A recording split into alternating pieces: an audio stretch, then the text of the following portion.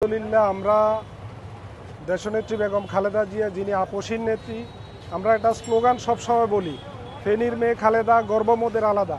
বেগম খালেদা জিয়া হচ্ছে বাংলাদেশের গণতন্ত্রের প্রতীক, দেশের স্বাধীনতা সার্বভৌমত্বের প্রতীক। দীর্ঘ ফেসিবাদ বিরোধী আন্দোলনে তিনি নিজের মৃত্যুকে উপেক্ষা করে এই ফেসিবাদের সাথে আপোষ না করে একটা সফল গণ অভ্যুত্থানের নেতৃত্ব দিয়েছেন। আমরা আজকে ফেনীবাসী সহ দেশবাসী খুশি, আমাদের সেই মাতৃ সমতুল্য নেত্রী যিনি গণতন্ত্রের প্রতীক, যিনি আপোষহীন মনোভাব দেখিয়েছেন ফেসিবাদের সময়, সেই নেত্রী আজকে প্রার্থী হিসেবে আমাদের ফেনী 1 থেকে নির্বাচন করছেন। আমরা সকলেই খুশি।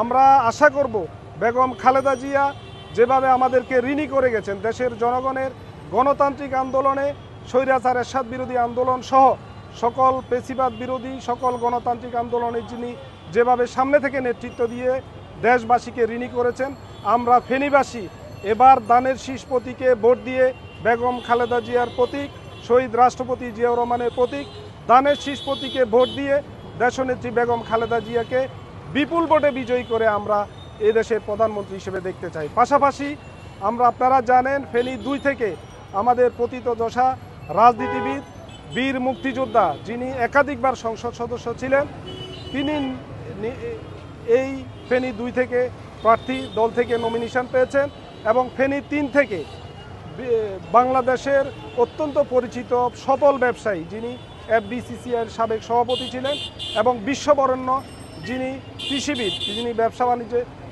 সুনামের সহিত দেশের মান সম্মান উজ্জ্বল করেছেন, আব্দুল্লাহ আল মিন্টু সাহেব যিনি বিএনপির ভাইস চেয়ারম্যান, তিনি ফেনী 3 থেকে মনোনয়ন পেয়েছেন।